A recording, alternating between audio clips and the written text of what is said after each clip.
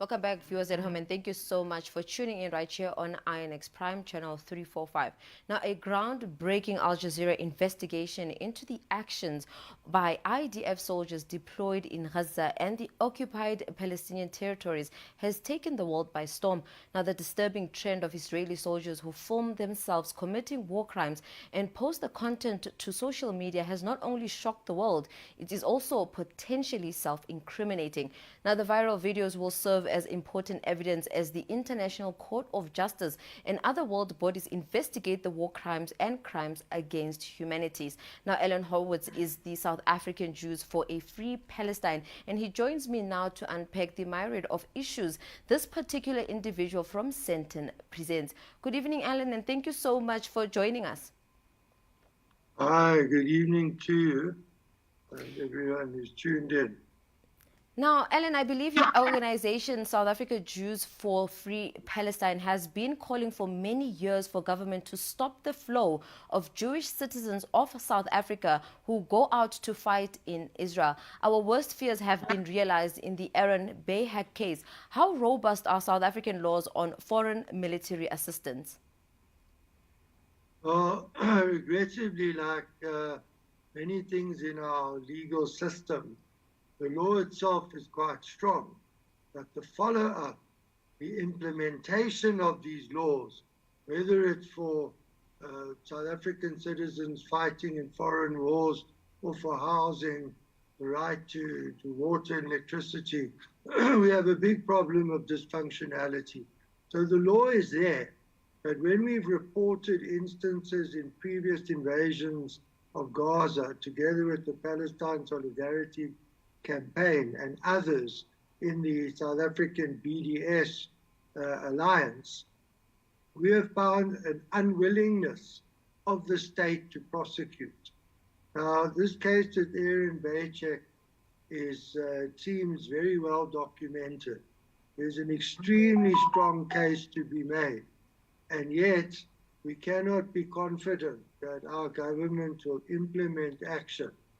Essentially, what we're talking about is that this young South African citizen is a product of King David, which is a Jewish day school in Johannesburg. It has 2 campuses.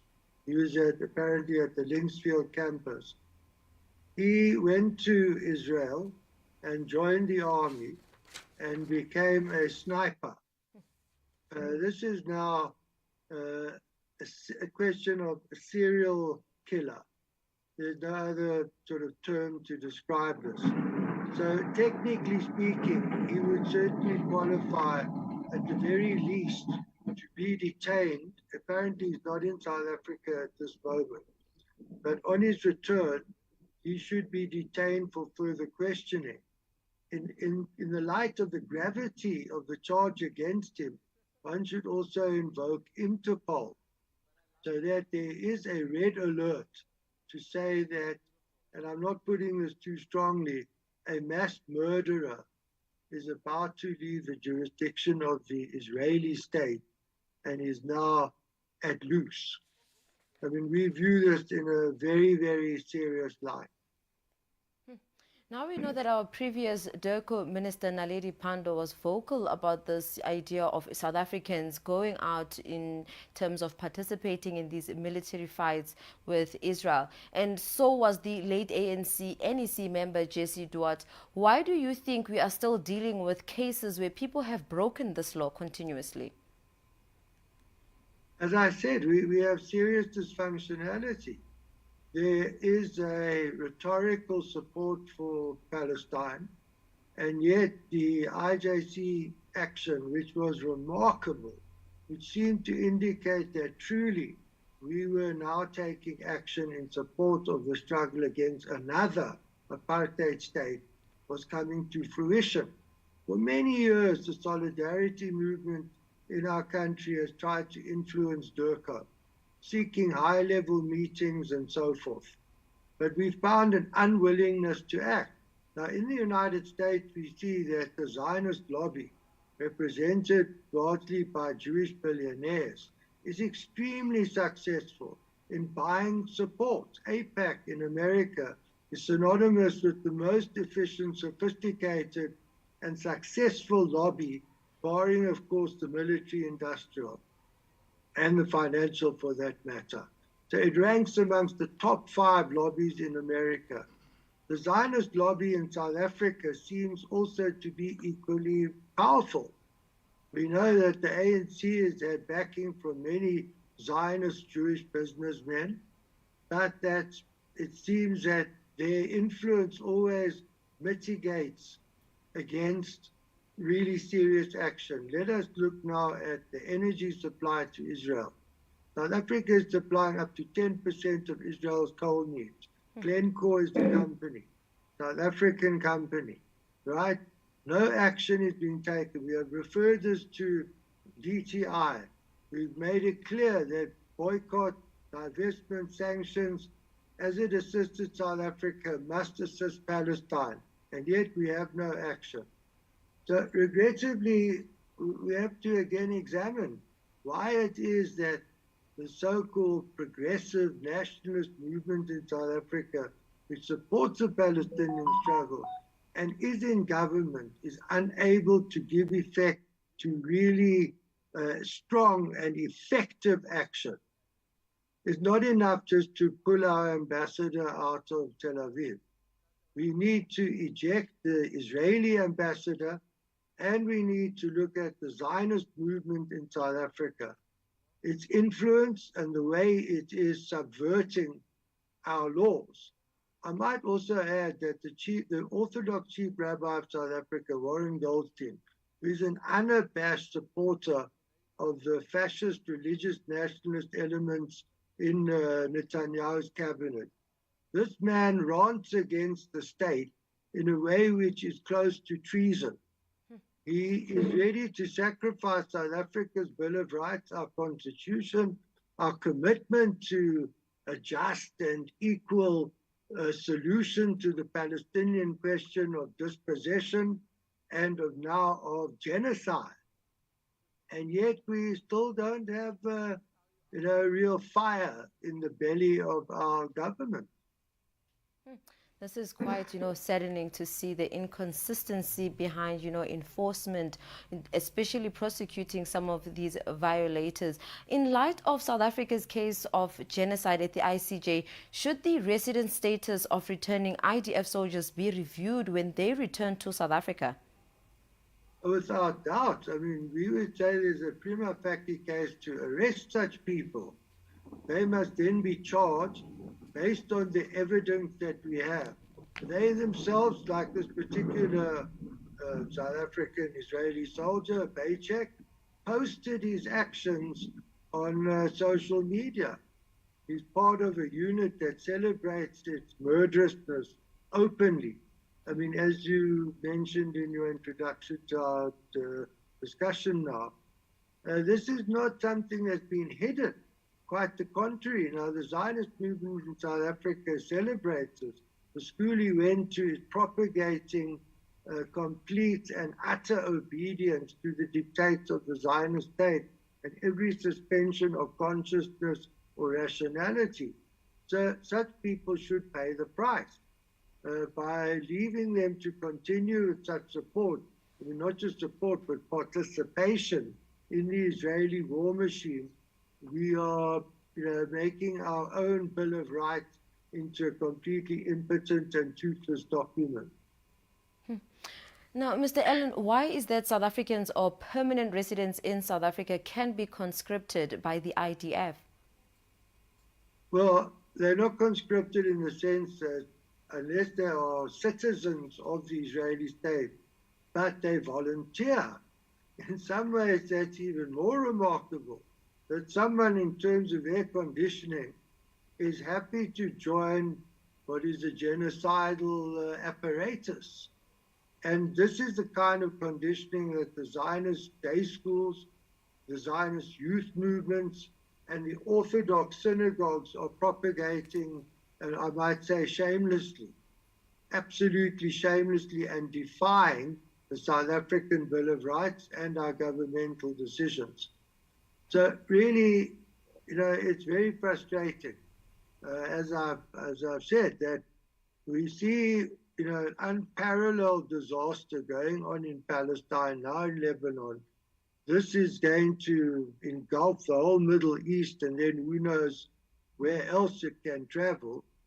And yet our government, which took the first step that the world applauded. When I say the world, we know the backup in the United Nations and at the IJC, that our motion to regard this operation in Gaza is genocidal, and for this to be stopped. We thought, well, this is the beginning now of more substantial action, not just on the legal front, but the economic front, the cultural front, that we enforce complete sanctions. We asked this of other societies, other countries, in terms of our apartheid struggle. Now, why is it that we're holding back? There cannot be any sense here of economic benefit. The trade with Israel is not massive, and yet for Israel, in South African terms, for Israel, the energy component, the military component to some extent, and other areas is particularly diamonds, is of a great economic significance.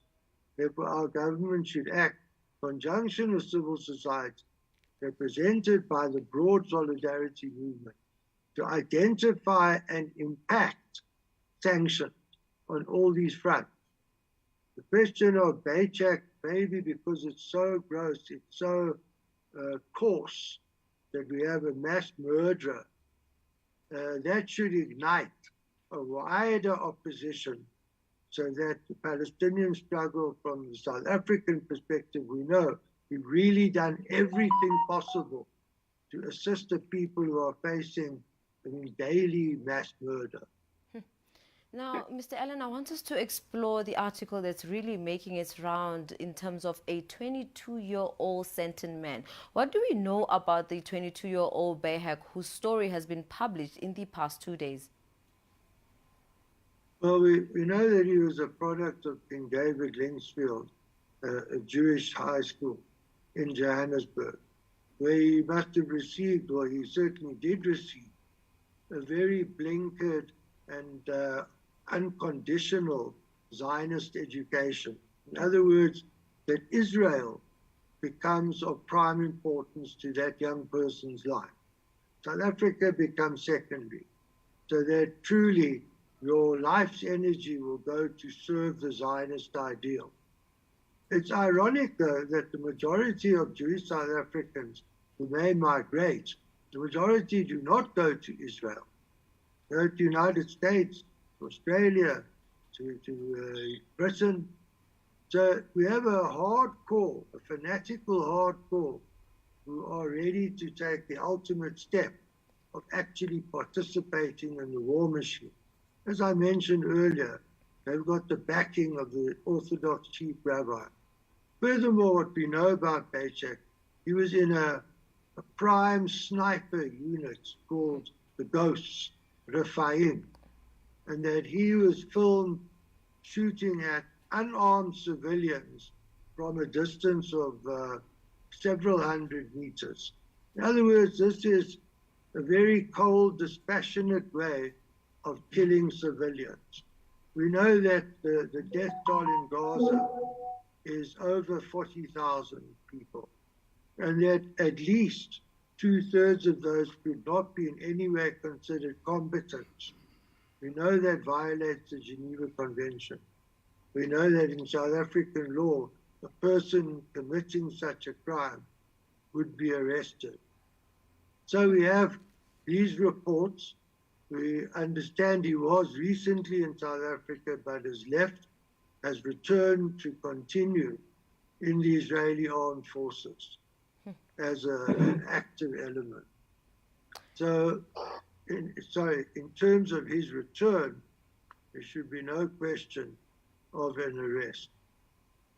Now, the war in Gaza has raged on for more than a year, and I know earlier on you did highlight some of, the suggestions on what our government can do better in terms of ensuring that, Palestinians are free. What more can be done by our government in your closing for a free Palestine to try and stop the current genocide? Well, we have to completely isolate the Zionist state. In the same way that steps were taken to isolate apartheid South Africa, we must cut economic links, cultural links, any form of security link, and we must urge the AU, the rest of Africa, Asia, and South America, in other words, the global South, that they must take immediate and similar steps. We know that Europe, the NATO West, and the United States, who are complicit in the Israeli crimes, will not join these sanctions. But the rest of the world, where South Africa does have some moral standing on this matter of support for Palestine, might agree, yes, it is now time for such a radical step. Complete BDS action. Mr. Allen, thank you so much for enlightening us this evening on what is currently taking place and what actions our government can actually take upon themselves to ensuring that we are actually doing more. We're not just speaking about doing more, but we are actually doing more for the people of Palestine. Thank you so much for joining us. Thank you. Viewers at home, that was Mr. Allen Hotwitz, who is with the South African Jews for a Free Palestine, who was helping us address some of our questions around the article that's actually making its round, as well as, the question around the individuals who are coming from South Africa, be it South African citizens or permanent residents, who are then going up to, take arms side by side with the IDF. That's where we close it off for now. Let's head over to a net break. See you when we come back.